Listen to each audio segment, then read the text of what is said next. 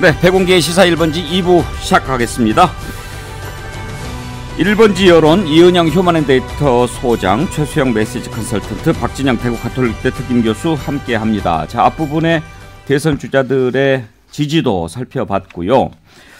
주로 주요 후보들을 살펴보는데 이번에 이른바 3지대라고 하는 곳의 후보들 지지도를 한번 살펴보지요. 지금 정의당의 심상정 후보, 국민의당의 안철수 후보, 그리고 새로운 물결이라고 하는 신당을 내건 김동연 전 경제부총리, 이렇게 3지대에는 세 후보가 있을 수 있는데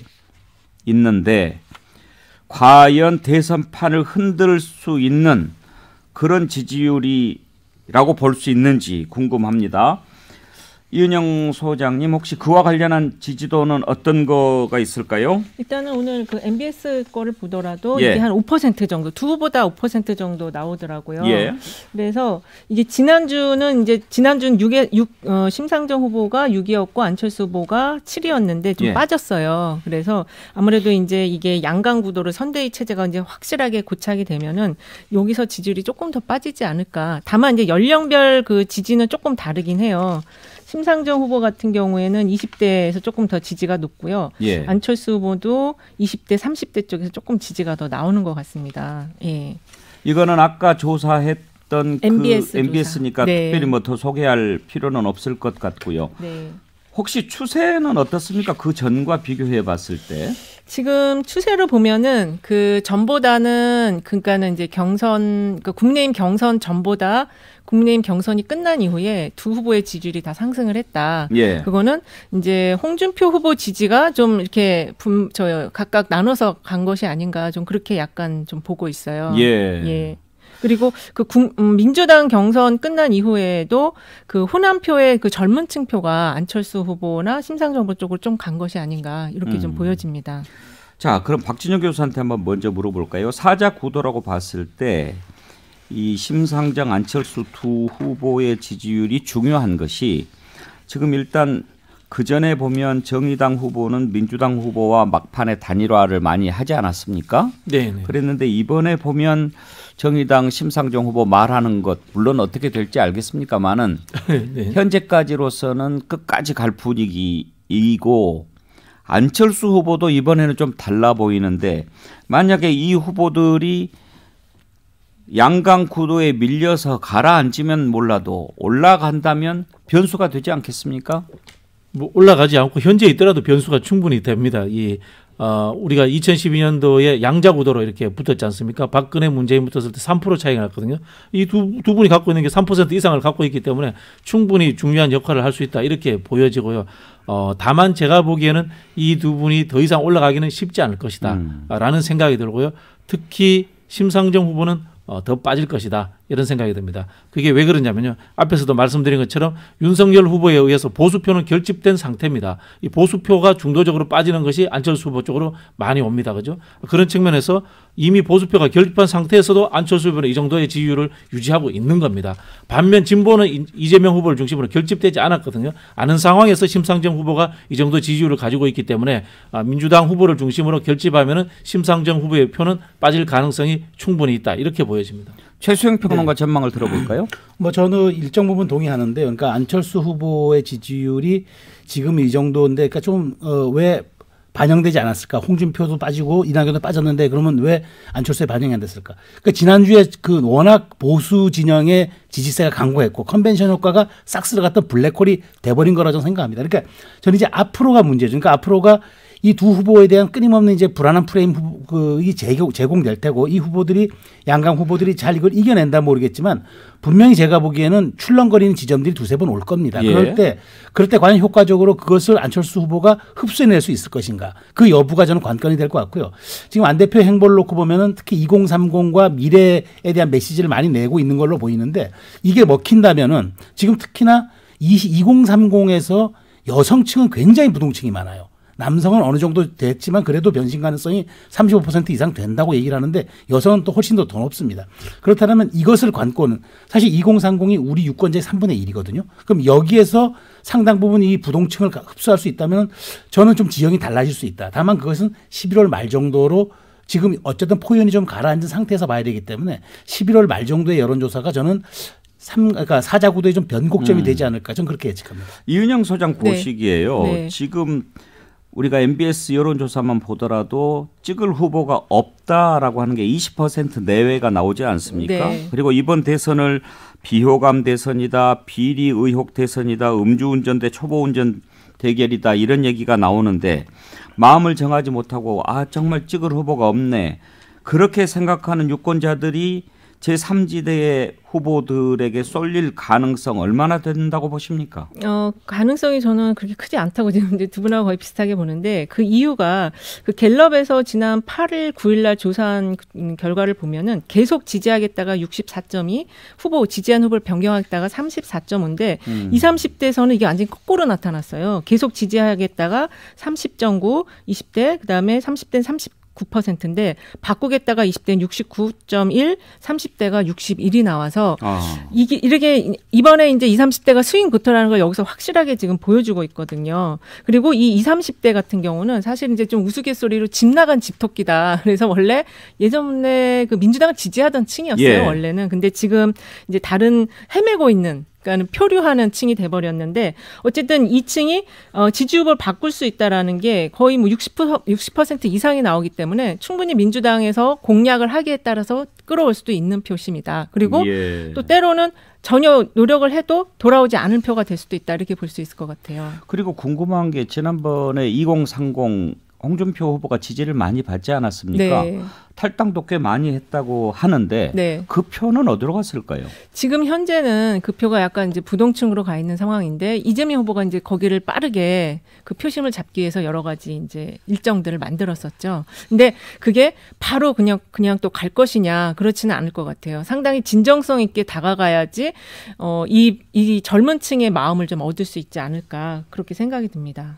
한 가지 더요. 네. 지금 이제 여성 표가 또 중요하지 않겠습니까? 그렇습니다. 2030도 중요하지만 그런데 현재 4강 구도에서 심상정 후보가 유일한 여성 후보인데 지금까지 전통적으로 보면 여성 후보가 여성 표를 그렇게 많이 가져가는 것 같지는 않아 보이더라고요. 근데 이제 지난번 박근혜 대통령 때는 많이 가져갔었고요. 그때도 초반에는 그 40, 50대 그 고연령층에서 거의 지지를 안 했었는데 어느 순간 지나고부터는 이제 박근혜 후보 쪽으로 많이 이동을 해서 사실 당선에 기여를 했고 그 심상정 후보 같은 경우에 지난 4.7 서울 재보궐선거 때 보면 이 젊은 여성층이 정의당을 많이 찍었어요. 근데 지금 이 심상정 후보로 확정이 된 이후에 이 비호감도를 보면은 심상정 후보도 비호감도가 70%가 돼요. 그래서 이 2030 젊은 층이 과연 심상정 후보로 이동을 할까? 그건 조금 미지수입니다.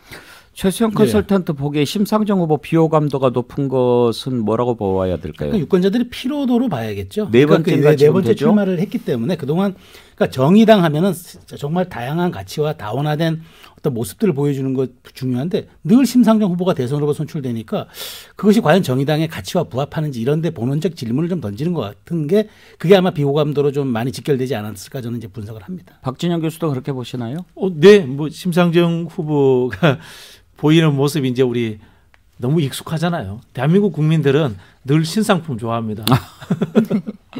지금 사실은 이제 안철수 후보도 윤석열 후보가 나오기 전까지 아주 오랫동안 비호감도 1위였습니다. 이 지금 4명의 유력 후보가 다 비호감도가 아주 높은 상황이고 찍을 후보가 없다라는 것이 투표를 안 하는 상황으로 흘러갈 가능성도 상당히 높다 이렇게 보여집니다. 오래된 후보가 새로운 모습을 보여줄 수 있는 방법은 뭐가 있을까요? 글쎄요. 환골탈태라는 뭐 사자성어가 적당하긴 한데 그게 사실 말처럼 쉽지가 않거든요. 유권자의 마음은 언제나 그 새롭게 나타나는 뉴페이스들에게 마음을 끌리게끔 돼 있거든요. 예. 이제 물론 뭐 신상품이라고 해서 다 제품이 검증된 건 아닙니다만 그래도 새롭다고 하면 눈에 보이는 건 마련인데 그러면 정말 달라진 것처럼 보여지게 하는 것 그게 어떤 것인가는 그 후보에 달린 거겠죠. 네, 아까 그 홍준표 후보 얘기가 잠깐 나왔었는데 그 2030이 이제 홍준표 상당히 지지를 많이 했고 그때 거의 뭐 40대 후반에서 50%까지 지지를 했었어요. 근데 그게 윤석열 후보가 된 뒤에 어느 정도 이동을 했냐 봤을 때는 한 30% 정도밖에 윤석열 후보로 이동을 안 한 걸로 보여지고 홍준표 후보가 받은 20, 30대 지지율보다는 더 낮게 나타나고 있거든요. 그래서 지금 이 20, 30대가 특히 이제 수도권에서 이탈이 많은 걸로 이야기가 되고 있는데 이 20, 30대들이 많이 가는 커뮤니티 MIT 보면 자기들의 신세를 고구려 유민 같다, 마음 듣고 싶다 이렇게 표현을 하기도 하고 민심이 당심에 의해서 왜곡됐다라는 이게 상당히 공정하지 못하다는 이슈를 제기하고 있기 때문에 요층을 정말로 진정성 있게 다가가지 않으면 이 표심을 잡기는 어렵다 보여집니다. 전문가 나오셨으니까 궁금한 거 한 가지만 좀 더 여쭤보겠습니다. 네. 이번 여론조사만 말고 역대 대선 그리고 다른 나라까지 살펴봤을 때 대체로 유권자들이 중요한 선거에서 표를 행사했을 때 네. 그것을 움직였던 가장 큰 변수는 역사적으로 봤을 때 대체로 어떤 거였습니까? 지금 자신의 처지였습니까? 미래에 대한 비전이었습니까? 후보 개인에 대한 호감도였습니까? 사실은 이제 도덕성 부분을 제일 중요하게 봤었어요. 그전에는. 근데 이제 이번 대선 같은 경우는 이 코로나가 진행되는 속에서 치러지는 대선이고 2030 세대가 캐스팅 보트를 진 상황인데 이 2030 세대의 그 가치나 이런 것들이 상당히 라이프 스타일이나 이런 게 지금 기성세대와는 너무 다르거든요. 그래서 상당히 나의 이익에 얼마나 많은 것들을 줄 수 있냐를 따지는 세대고 그리고 도덕성이 이번 선거에서 그렇게 중요하지 않게 돼버렸기 때문에 결국은 이 정책을 통해서 얼마나 그 각 계층과 세대에게 무엇을 줄 수 있느냐 문제 해결 능력 이건 것 같습니다. 최수영 컨설턴트는 이번 대선 뭐가 좌우한다고 보십니까? 그러니까 저는 이번 대선이 사실은 딱 찍어서 뭐라고 분석하기보다는 2030을 제가 이야기를 한번 하면요. 저는 2030의 정치적 유동화가 우리 정치 발전에 상당한 순기능이 될 거라고 봅니다. 그러니까 정치가 고착화, 세대별 이런 갈등, 그다음에 세대별 투표 행태 이런 것들이 고착화되어 버리면요, 정치가 게을러져요. 그러니까 이렇게 세대별 혹은 더 다양하게 이것이 유동적이 나타나면은 거기에 대한 대응이 더 정교해지고 더 실질적인 그런 것들을 꺼내놓을 수밖에 없기 때문에 저는 지금 좀 약간 다양성을 가진 이런 지지 성향들이 오히려 저는 우리 정치의 순기능적 역할을 발휘할 거라 보기 때문에 여기에 대해서 얼마나 정교하고 진정성 있고 그다음에 맞춤형을 꺼내놓느냐. 이게 저는 승패를 2030을 움직이는 후보가 그렇죠. 이길 유권자의 것이다. 3분의 1입니다. 정말 많은 34%예요. 그러니까 저는 스윙 모터지만 실제로도 주력군이기도 합니다. 그러니까 여기에 대한 맞춤형을 어떻게 꺼내놓을 것인지 어떻게 하면 정치가 게으르지 않고 역동적이라는 걸 보여줄 수 있을지. 2030 투표 참여율은 높을까요? 저는 이렇게 높을 거라고 봅니다. 왜냐하면 2017년 대선이 그랬거든요. 이 사람 20대들이 결국 승패를 갈랐습니다. 그렇기 때문에 저는 굉장히 중요한 포지션이라고 생각합니다. 예, 박진영 교수. 그래서 뭐 정책이다 또 이익을 줘야 된다 이렇게 이야기하는데 사실은 저는 이런 것들이 합쳐진 큰 변화, 혁신과 변화라고 생각을 합니다. 실제로 이 정치판이 흔들리고 뭐 깨져야지 새로운 미래가 보이거든요. 기존에 있던 사람들 데리고 새로운 정책 내놓는다, 좋은 공약 내놓는다 안 믿거든요. 결국 이야기는 뭐냐면 김대중 대통령이 우리가 30년 동안 했던 모습을 보면 그대로 보여줍니다. 뉴 DJ 플랜 JP도 데리고 와서 합종연합을 해서 이기겠다는 정치판의 의지를 변화의 의지를 그대로 보여준 거거든요. 내 살을 잘라내면서 이런 부분이기 때문에 저는 이 4명의 후보가 비호감이 있기 때문에 첫 번째 해야 될 것은 자기 혁신입니다. 자기 정당 내에 혁신을 해야 됩니다. 정의당도 바뀌어야 되고 민주당도 바뀌어야 되고 국민의힘도 바뀌어야 되고 이런 것들을 보여야지만은 저는 이 국민들이 신뢰를 하고 그 사람들이 말하는 정책도 신뢰해 줄 것이다 이렇게 보여집니다. 예, 공감합니다. 1번지 여론 함께하고 계십니다. 잠깐 전하는 말씀 듣고 이어가겠습니다. 네, 백운기의 시사 1번지 여론 이어가겠습니다. 이은영 휴먼앤데이터 소장, 최수영 메시지 컨설턴트, 박진영 대구 가톨릭대 특임교수 함께하고 계십니다. 자, 이은영 소장께 이번에는 저 내용을 한번 살펴보고 싶은데요. 지금 이번 대선을 비리 의혹 대선이라고 할 정도로 여야의 유력한 두 후보가 모두 의혹의 지금 중심에 서 있습니다. 이재명 후보는 대장동 의혹이고 또 윤석열 후보는 검찰의 고발 사주 의혹인데 지금 이재명 후보가 관훈 토론에서 대장동 의혹과 관련해서 특검 수용할 용의가 있다 이렇게 밝히면서 특검 논의가 지금 급물살을 타고 있습니다. 여론조사에서는 특검 찬성하는 여론이 더 높지요? 네, 그렇습니다. 한 3-4개 조사 결과 최근 거 나온 것들 보면 10명 중 한 6명이 특검에 지금 찬성하는 흐름으로 나타나고 있고요. 근데 이제 그 찬성의 내용이 뭐냐도 좀 중요한 것 같은데 이게 지금 어쨌든 수사가 그 곽상도 이제 좀 전 의원이 됐는데 곽상도 전 의원이나 그다음에 박영수 전 특검 했던 변호사 이분에 대한 소환이나 조사가 전혀 이루어지지 않고 있기 때문에 그것까지 포함해서 좀 전체적으로 좀 포괄적으로 제대로 해달라 이런 여론인 건지 요거는 조금 확인을 좀 해볼 필요가 있는 것 같아요. 네. 최수영 컨설턴트 이번에 이재명 후보가 특검 수용 의사를 밝힌 것도 이런 여론 생각해서 네. 그랬을 거예요. 그리고 그 재밌는 것 중에 하나가 특검을 찬성한다고 하는 여론조사 가운데 그 연령별 응답 보면 가장 높은 응답이 20대였습니다. 그렇죠. 아. 네, 그러니까 이게 맞습니다. 20대가 공정에 대해서 그러니까 대단히 그러니까 이재명 후보가 아무리 여기에 대해서 내가 뭐 공공이익을 환수했다고 해도 20대는 안 믿는 거예요. 그게 공정가치에 안 맞다고 생각하기 때문에. 자, 그렇다면은 20대가 스윙 보터라면은 특검 수용해야죠. 이렇게 원한다면은. 아마 그래서 그런 것들이 전환의 좀 어떤 터닝 포인트가 된 것 같고, 또 하나는 제가 좀 지적하고 싶은 건 지금이라도 제 역대 특검 12번을 살펴보니까요. 특검을 합의하는 데 걸린 시간만 47.5일입니다. 합의하는 데만. 뭐 선거 특검의 방향, 수사, 뭐 내용, 제목 이런. 그러면 이제 앞으로 최소 60일, 최대 90일이잖아요. 그럼 5달 반이 걸리는데 지금 시작해도요. 지금 시작해도. 그래서 저는 과연 이게 현실성이 있을까? 정말 지금 이번 주라도 가동해야 그나마 인수위 때 발표 나옵니다. 그러면 박진영 교수, 특검의 결과 발표 나기 전에 대선이 치러질 가능성이 높은데 네. 그런 경우에 특검이 얼마나 이재명 후보한테 도움이 될까요? 이재명 후보뿐만이 아니고 뭐 윤석열 후보에게도 도움이 안 되죠. 두 사람 다 도움이 안 되는 상황이 나온다고 보고요. 지금 특검을 하자는 여론조사 수치와 정권 교체의 여론조사 수치가 거의 비슷합니다. 그리고 민주당을 찍지 않겠다고 하는 수치하고도 비슷합니다. 그래서 이 특검이라고 하는 것은 어떻게 보면 민주당을 포위하는 구도로서의 여론으로서 지금 형성되어 있는 상황이거든요. 이런 상황인데 이재명 후보는 이제 그걸 돌파하기 위해서 이제 특검을 받겠다라고 이야기를 한 건데요. 사실 이게 여론조사를 가지고 이제 사법적 절차를 만들겠다는 것도 문제이기도 하고 또 대선을 특검 국면으로 가게 되면요. 국가와 국민이 불행해집니다. 저는 그렇게 생각을 합니다. 어떤 정책 논쟁도 되지 않고 특검을 가지고 누가 유죄니 무죄니 이걸 다투다가 그냥 대통령 선거 끝나버립니다. 좀 한번 정치권 전체가 한번 판단해 볼 문제다 이렇게 생각이 듭니다. 근데 저는 특검을 하지 않고 지금 검찰 수사가 나오잖아요. 그럼 이재명 후보한테 더 불리해요. 그러니까 그거는 의혹은 넘어졌을지라도 국민 정서라는 허들이 더 높아져 버리거든요.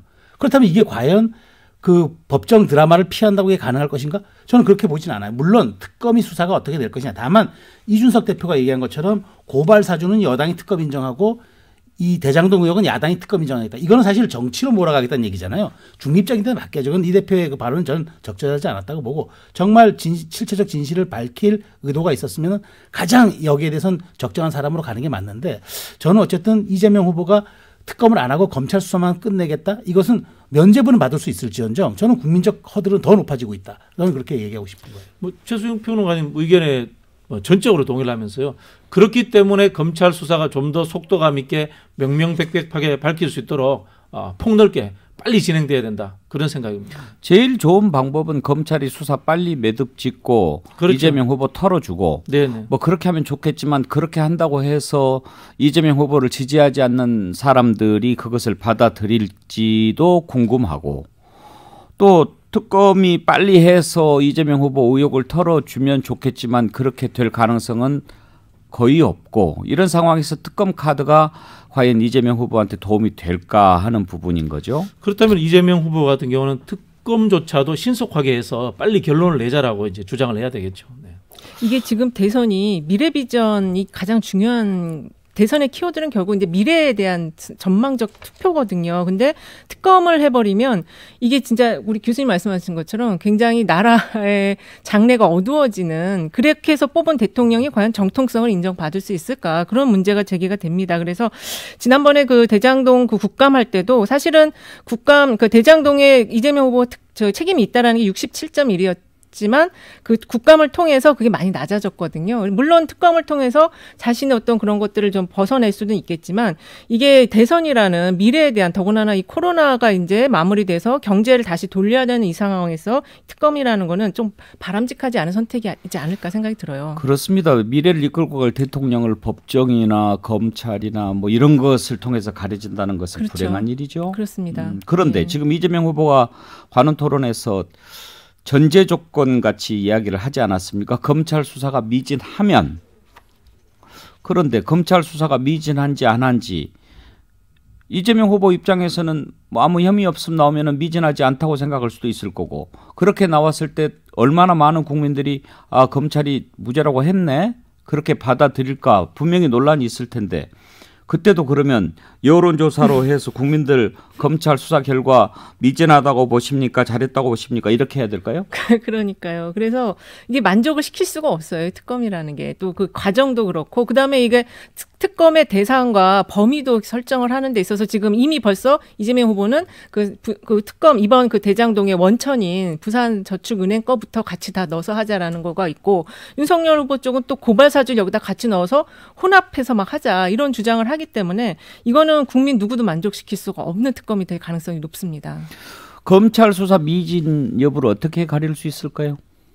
뭐 더 이상 어떻게 미진합니까? 지금 대통령이 검경 수사 협력하라 했더니 국민의힘이 받은 자료에 따르면은 그동안 검경 수뇌부가 2번 만났대요. 한 번은 뭐 수원에 있는 왕갈비집에서 만났다는 겁니다. 그리고 지금 휴가 다 냈어요. 수사 담당자들이 휴가 다 내고 뭐 코로나 때문에 격리된 사람도 있고. 그러니까 이거는 수사를 안 하겠다는 거잖아요. 그런데 여기에 대해서 이걸 미진이다 아니다를 뭐 저는 검찰이 지금 어서 특검 어서 오십시오라고 좀 기다리는 거 아닌가 싶은데 저는 이게 검찰이 직무유기를 떠나서 대한민국 역사에 죄를 짓는 겁니다. 검찰이. 박지정 교수 왜 가만히 있으세요? 뭐 저도 비슷한 생각을 하고 있습니다. 이재명 후보 쪽에서는 일방적이다라고 느낄 수 있을 겁니다. 실제로 지금 대장동 관련해서 배임 의혹과 뇌물 의혹이 있는데 뇌물 의혹은 이제 돈의 흐름이고 실제로 뇌물을 받았다고 하는 사람들의 이름도 나오고 있는데 그쪽으로는 수사가 되지 않고 서류상에 나오는 배임 쪽으로만 핵심적으로 수사를 하니까 이재명 후보가 검찰 수사에 대해서 좀 불편함을 가지고 있을 겁니다. 그런 부분들 때문에 특검도 할 수 있다 이렇게 이야기를 한 것 같은데요. 근데 문제는 이것을 이제 보도하는 언론의 태도라든가 이런 쪽에서 대장동 하면 이재명 이꼴시키는 이런 식으로 만들어 버렸기 때문에 이재명 후보가 좀 난처한 측면이죠. 또 한 가지 궁금한 게 지금 2가지 의혹이 충돌하고 있지 않습니까? 그래서 그 문제를 가지고 윤석열 후보 쪽에서 그러면 동시특검 하자라고 하는데 왜 민주당에서는 동시특검은 반대하는 거죠? 뭐 민주당에서 뭐 반대하는 거는 아닌 것 같고요. 지금 좀 검토는 하는 것 같은데요. 제가 보기에는 근본적으로 말씀드린 것처럼 그냥 일상적인 선거 과정으로서의 토론하고 정책 비전 발표하고 그러면은 이재명 후보가 월등히 나올 수 있는데 그런 진흙탕 싸움으로 들어가야 되느냐라는 이제 그런 근본적인 고민을 하는 것 같습니다. 동시특검은 어떻게 생각하세요? 해야죠. 저는 지금이라도 그 수사 범위 내용 명칭 빨리 해서 좀 받아야 된다고 생각합니다. 그래서 지금 더 이상 법정 드라마로 안 가고 특검이 소신 있게 할 수 있는 공간 열어줘야 돼요. 그리고 검찰 빠지고요. 저는 그게 그나마 의혹을 해소하는데 일조한다고 생각합니다. 사실 이게 그 법조에 대한 신뢰도가 조사를 해보면 매우 낮아요. 네. 그래서 이게 특검을 하자는 게 당위적인 어떤 여론이 될 수도 있어요. 그냥 우리가 통일은 돼야 한다는 것처럼 특검하자 그러면 합시다 하고 70% 나오면 그럼 그게 과연 이번 대선을 올바르게 이끌어가는 방향이냐. 이 여론조사를 하는 건 정말 저는 말이 안 된다고 봅니다. 그런데 이 전 국민의 신뢰도 한번 좀 생각해 봐야 됩니다. 지금도 지난 총선 가지고 조작이니 부정이지 하는 사람들이 지금도 있잖아요. 그건 너무 소수여갖고 얘기할 필요가 없는 내용인 것 그래서 같고요. 제가 말씀드리지만 특검을 하게 되면요. 단기간에 압축적으로 하겠다라는 합의가 있어야 됩니다. 그렇죠. 예. 그러니까 이제 최대 90일인데 60일로 자르는 거죠. 그래서 수사가 내자. 여야 합의하면 됩니다. 그리고 특검을 하기 전에 이 핵심 3인방에 대해서 그거는 수사를 완전히 좀 마무리를 하고서 해야 되지 않나 저는 그렇게 생각이 그게 들어요. 순서인데 믿어줘야 말이죠. 예. 오늘 이 얘기를 계속하다 보니까 좀 걱정이 되는 그런 대선이 된 것 같습니다. 1번지 여론 이은영 휴먼앤데이터 소장, 최수영 메시지 컨설턴트, 박진영 대구 가톨릭대 특임교수 세 분과 함께했습니다. 오늘 감사합니다. 예, 즐거운 주말 보내시고요. 시사 1번지 여기서 문을 닫겠습니다. 편안하고 건강한 주말 보내시고요. 다음 주 월요일 오전 11시 다시 문을 활짝 열겠습니다. 시사 1번지에서 만나 뵙죠.